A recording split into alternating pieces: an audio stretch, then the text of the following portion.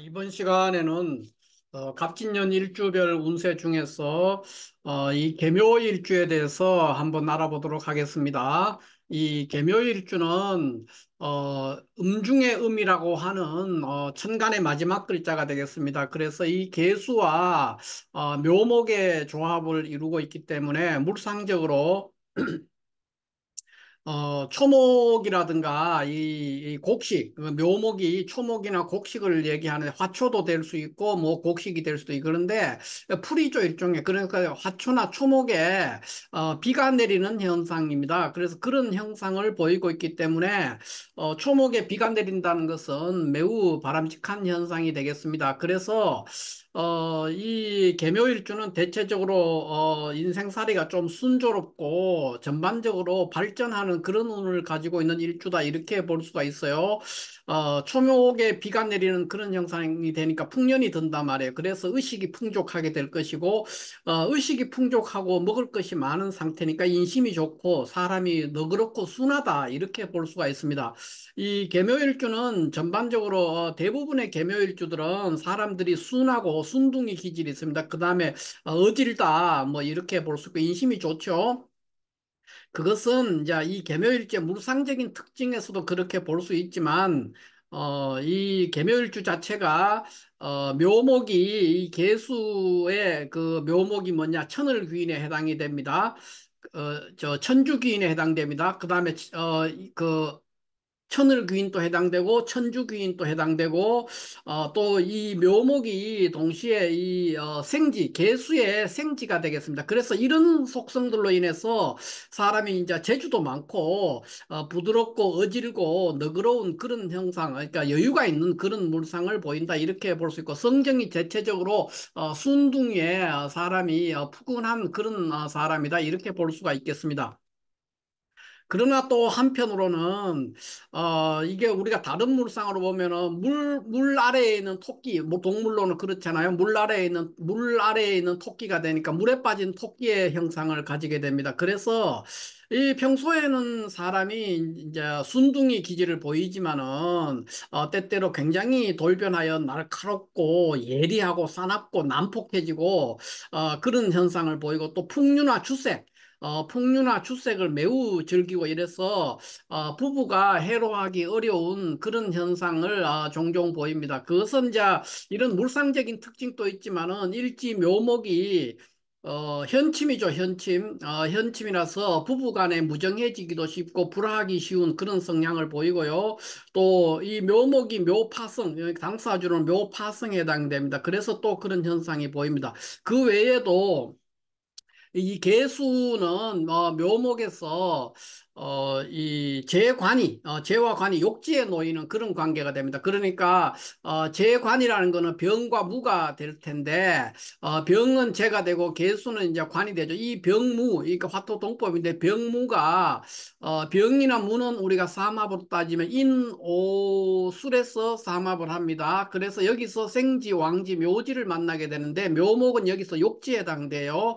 그러니까 재관이 욕지에 있는 그런 관계로 인해서 부부 관계 이런 문제 부부의 그 혼인 생활에 있어서는 다소 기복이 있을 수 있고 남자라면 특히 풍요와 추색을 많이 즐겨서 이거 한량의 기질이 나오게 되기 때문에 이게 혼인 생활에 풍파가 있을 수 있다 이렇게 볼 수가 있습니다. 또 다른 하나의 물상으로서는 계묘일주는 개수는 이제 작은 샘물, 옹달샘 그런 것이고 묘목은 토끼가 되니까 옹달샘에 물을 먹으러 온 토끼의 물상이 됩니다. 그래서 굉장히 예쁘고 우리가 이제 옹달샘에 물 먹으러 온 토끼 그 생각을 해보면 상상을 해보면은 굉장히 영리하고 총명하고 여자 같은 경우에는 이제 미모가 있는 그런 사람입니다. 또 머리가 좋아서 사물의 이치를 빨리 깨닫고 창의력이나 기획력도 좋고 학업이라든가 기타 여러 분야의 예술적인 재능 이런 것들이 있어서 다재다능한 사람이다 이렇게 볼 수 있습니다. 전반적으로 이 계묘일주는 우리가 쉽게 정의를 하자면은 계묘일주는 순둥이다 뭐 이렇게 한마디로 표현하면 크게 틀리지 않고요. 순둥이고 사람이 다정다감하고 또 많은 사람들에게 이제 그거 대인 관계가 편안하다는 거죠. 그래서 인덕도 좋고 그런 면이 있습니다. 그러나 겉으로는 굉장히 강하게 보여도 내심은 굉장히 여리고 또 지구력도 매우 약한 사람이다. 그러니까 장기적인 일들에 대해서는 굉장히 취약할 수 있다는 거죠. 그런 면을 보인다 이렇게 볼 수 있습니다. 그 이유들은 이제 여기에 있는 여러 이 천주 귀인이라든가 천을 귀인이라든가 또는 뭐 문창이라든가 학당이라든가 이런 신살적으로 천주귀인, 천을귀인, 문창, 학당 이거 굉장히 네 개의 길신들을 다 가지고 있는 겁니다. 개묘일주는. 또 일지에서 이 현친과 당사주로 묘파성으로 해서 부부 문제, 혼인 생활에서는 다소 풍파가 있을 수 있지만은 본인의 개인적인 역량이나 기량이나 성정 이런 면에서는 굉장히 탁월하고 재능이 탁월하고 또 성격도 부드럽고 온순한 사람이다 이렇게 볼 수가 있죠. 다만 이제 풍류와 출색을 즐기는 그런 속성으로 인해서 다소 부부 생활에 있어서는 이제 불화가 있을 수 있고 기복이 있을 수 있다 이렇게 뭐 표현을 할 수 있겠습니다. 그러면 이제 이 계묘일주가 갑진년이 됐을 때 어떻게 될 거냐 이렇게 보면 이제 이 갑목이라는 것은 상관이 되겠습니다. 상관이 되고 진토는 정관이 되죠. 그래서 갑진년은 이 상관이 정관을 달고 온 그런 모습에 대해서 굉장히 이 그 사주 구조에 따라서는 발전을 할 수도 있지만은 굉장히 풍파를 겪을 수도 있는 어떤 변동이 있을 수 있는 그러한 운이 되겠다 이렇게 볼 수가 있습니다. 그래서 이 특히 계묘일주의 갑진년은 사주 전체 구조가 굉장히 중요한데 요 자체만으로 계묘일주만을 두고 갑진년을 한번 대비해 본다면은 학업이라든가 뭐 승진이라든가 취업이라든가 이런 분야에서는 다소 불리해질 수가 있습니다. 그러나 사주 안에 구조가 어떠냐에 따라서 또 완전히 달라질 수도 있는 그런 구조가 됩니다. 만약에 사주 내에 기토가 있다든가 또 경금이나 이런 게 있으면은 완전히 또 달라지는 현상을 보일 수가 있기 때문에 다르고요. 또 지지에도 이제 해라든가 자라든가 신이라든가 이런 글자가 많이 있으면은 어, 경우에 따라서 굉장한 발복을 할 수 있는 그런 구조가 되기 때문에 일주만으로 전체를 가늠하기는 다소 계묘일주의 갑진년은 다소 어려움이 있다 이렇게 볼 수가 있겠습니다.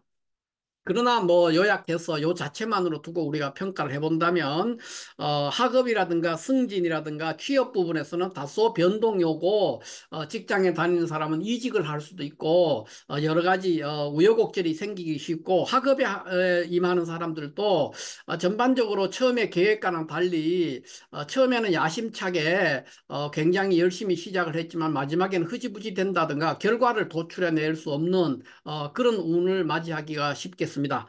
자, 그 외에 사업을 하는 경우에는 지지에 뭐 해나 자가 있는 구조라면은 상당한 성과를 한번 내볼 수가 있겠습니다.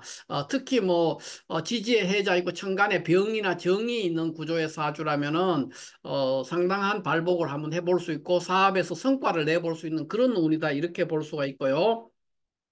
어, 연애 부분에 있어서는 연애는 나 좋은 인연을 만나는데 남자는 좋은 인연을 만나서 잘 지낼 수가 있는데 상당한 발전을 하는데 여자는 이제 갑진년이 되면은 어떤 인연을 만나서 깊이 사귀기는 하는데 금방 실증을 내서 인연이 오래 가지가 않습니다. 그러니까 만나는 운은 되는데 그 인연을 유지해서 오랫동안 유지해 갈 수 있는 그런 인연은 안 됐어. 이거는 짧은 만남이 일어날 수 있는 그런 운이다 이렇게 볼 수가 있고 건강 부분은 전반적으로 괜찮다, 유리한 해다 이렇게 볼 수가 있겠습니다. 그러면 이 계묘일주의 갑진년이 어떻게 될 것이냐 구체적인 사주를 두고 한번 본다면 자, 계묘일주가 천간에 이렇게 경금이 있는 경우를 한번 생각해 보면 경금은 정인이 되겠어요. 정인이 되는데 간목이 이렇게 오면은 이거는 상관이니까 경우에 따라서는 뭐 상관폐인 이렇게 될 수도 있지만 어떤 때는 이제 도식하는 현상이 될 수도 있습니다. 그래서 그런 거에 따라서 굉장히 전체 구조에 따라서 우리가 왔다 갔다 한다는 그 상황을 이제 파악해 볼 수 있는데 첫 번째가 인월에 태어났는 계묘일주가 인월생이다. 그러니까 양력 2월생이라는 거죠. 2월생의 계묘일주라면은 양력 2월생. 자, 이렇게 되겠죠. 인월의 개묘일주. 인월의 개묘일주라면은 이런 경우에는 이제 상관폐인이 됩니다. 그래서 아주 길한 한 해가 될 수가 있고요. 묘월의 개묘일주는 인월의 개묘일주만큼은 아니지만 역시 좋은 운이 될 수가 있고, 진월에 태어나는 개묘일주도 진월이라는 거는 여기 진월이면 양력 4월인데 정관이 되겠습니다. 정관격의 상관폐인 하니까 역시 좋은 운이 될 수가 있죠. 그런데 여기 보면 이제 5월 같은 경우에는 안 좋은 걸로 이제 판단을 할 수가 있습니다. 그 5월에 태어나는 개묘일주는 왜 좋지 않느냐?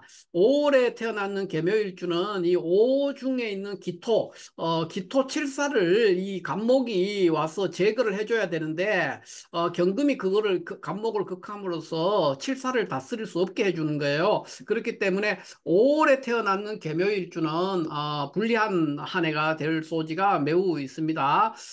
그런 부분이 있고요. 그 다음에 미월 같은 경우에는 이제 상관폐인된 구조입니다. 약간 인월하고 거의 같은 구조죠. 미월에 태어나면은. 어, 그런 것도 되고, 이제 이 미월이라면은 여기 묘미 합해서 식신이 동해서 역시 상관폐인 될 수도 있고, 그러기 때문에, 미월에 태어나는 개묘일주는 아주 유리한 한 해가 될 수가 있겠습니다.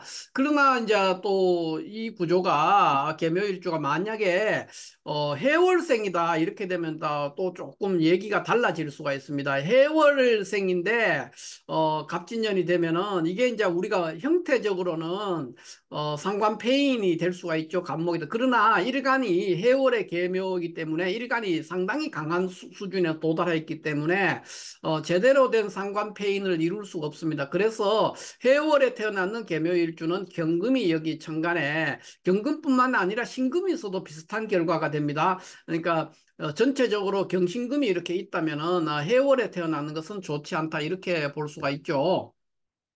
그러면 그 다음에 그 축월 같은 경우는 어떻게 되느냐? 여기에 축월에 태어나는 경우에는 축월에 태어나는 개묘일주면은 경금이 떠 있으니까 이 경우에 이제 정인격이 될 텐데 정인격이 간목을 보니까 우리가 보통 말하는 이제 편인투식격이죠. 인수용상격입니다. 쉽게 말해서 인수용상인데 편인투식이라고 보통 얘기를 합니다. 이 편인투식격이기 때문에 축월에 태어났는 개묘일주는 천간에 경금이나 신금이 있다면은 특히 경금이 있다면은 신금이 있어도 마찬가지가 되겠습니다. 유리한 발복할 수 있는 한 해가 된다 이렇게 됩니다. 그렇게 되니까 결국은 개묘일주가 천간에 경금이나 신금이 있는 구조라면은 요 몇 개 달은 이제 나쁘죠. 한 5개 정도, 5개 달 정도는 나쁘고 한 6, 7개 달은 좋으니까 전반적으로 괜찮은 운이다. 7개 달은 좋고 5개 달은 별로 안 좋다는 거예요. 그렇기 때문에 뭐 기대해 볼 만한 그런 운이다 이렇게 볼 수가 있고 개묘일주가 만약에 천간에 이렇게 기토가 이렇게 있는 경우 이 경우를 우리가 한번 생각해 보면 기토가 있으면은 이 기토는 편관 칠살에 해당이 됩니다. 편관 칠살에 해당되는 가시고 있으니까 갑진년이 어떻게 되느냐 갑진년 때문에 갑목이 와서 기토를 이렇게 합하니까 갑기합을 한단 말이에요. 그래서 상관합사를 하는 것이죠. 상관합사라니까 여기에 보시다시피 그 모든 월에 태어나는 일주가 어느 달에 태어나더라도 개묘일주가 천간에 이렇게 기토가 있다면은 다 유리한 한 해가 될 수 있습니다. 그러니까 모두 발복할 수가 있는 거예요.